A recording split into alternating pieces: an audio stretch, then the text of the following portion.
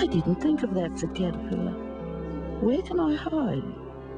Will you help me, please?" So Spider came down from his tree, and he told Caterpillar to get some little twigs and dead leaves, and then he used his web to spin them together to make a bag. He told Caterpillar to crawl inside, and he attached the bag to the shrub, which now had no leaves. Very soon the caterpillar was asleep. Now the melon, who was the punisher of wrongdoers, had been watching, and he decided to reward Caterpillar for having helped Barave every day, even though he was tired. While Caterpillar slept, the melon fitted him with some beautiful wings. When Caterpillar awoke, he was so pleased that he flew off in search of his spirit friend. Willy Wagtail came to see if Caterpillar was fat enough to eat, but all he found was the bush with no leaves and no caterpillar. "If you're looking for Caterpillar," said Spider, "he is over there." He pointed to a beautiful butterfly with colours all over his wings, flying from flower to flower. "But that cannot be," said Willy Wagtail. "He could not grow wings just by eating those leaves." "He didn't," said Spider smugly. "He slept in that little nest, and in the morning he had those beautiful wings." "Well," said Willy Wagtail, "if Caterpillar can do it, so can I."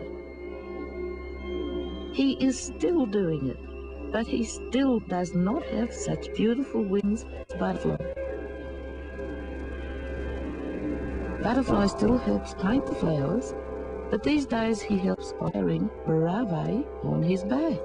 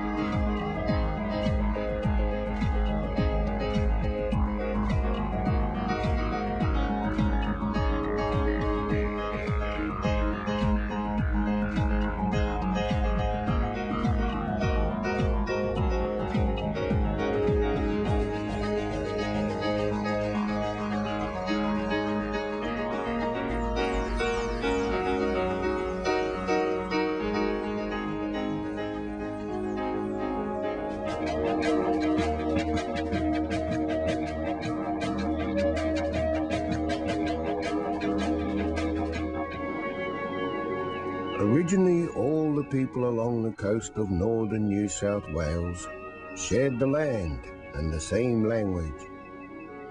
One day, this Gurri fella was out walking, and he saw something glowing in the distance. "What that now?" he thought, and then he climbed up on the top of a hill to have a better look.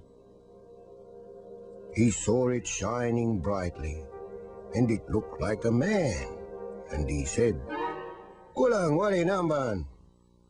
Who's that fella there?" Now this fella was very curious, and he ran from tree to tree and hid behind some rocks. When he was close enough, he looked out from his hiding place and said, "That fella, he's shining like the sun." This fella became very frightened, so up he jumped and ran down the hill. And because he was in such a hurry, he kept on falling over everything. But he jumped up and kept running back to the camp to tell the others. He was yelling as he got to the camp, "Hey, you fellas, I just seen this Gurri fella. a real strange one. Handsome he was. He shone just like the sun. "Tereuda," said one of the men. Where was he? He was going towards the sea, over the east there. Everyone decided to go and have a look, and chased after this wonderful guri. As they ran towards the ocean, they could see this fella down the coast. He was glowing as bright as the sun, so they chased after him. They wanted to see what this fella was like. This guri saw them, so as they got closer, he created a river and a canoe and crossed the river. Some of the mob stopped in shock. "Hey, what this now?" they said. "Well, I'm going to go across and keep chasing this fella." The mob didn't know it, but this guri was named Yaladara, and he was one of their ancestral heroes. And because he was glowing so brightly, they couldn't recognize him. Yaladara was getting tired of being chased, so he said, "I will teach these fellas a lesson. From now on, whoever crosses the river, I'll change their languages." First mob that crossed the river were Gayala. "Here on this land, you will be Yago, and you will speak Yago." But the people kept on chasing him, so he created a new river and crossed that river with a canoe. Each time he crossed the river, he changed the names. As he came towards where Bellingen and Nambucca territories are now, he said, "Here you'll be known as Gumbanga, and you will speak Gumbangari," and another new language group was formed. But some people kept on following him. The guris would not give up. Again and again they tried to catch him, but they couldn't. Yaladara was just too powerful. As he walked down the coast glowing like the sun, he cut another river into the land, made another canoe, which he used to cross over. The last few guris kept following him. As Yaladara slowly disappeared, he said, "You will be Dangari. You will be Namba." Yaladara created all the languages on the north coast of what is today New South Wales. These languages are still with us to this very day.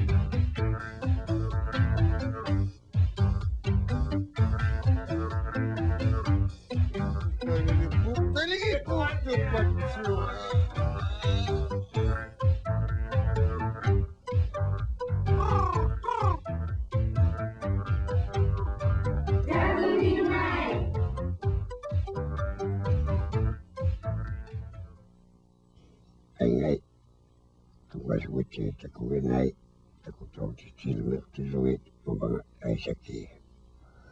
Ulumi, takunyat, ukaw sa kanyak to kumelak to ni, ikalun ni, amal, ilulig ni, tutubaw bita, tingin na miyawa.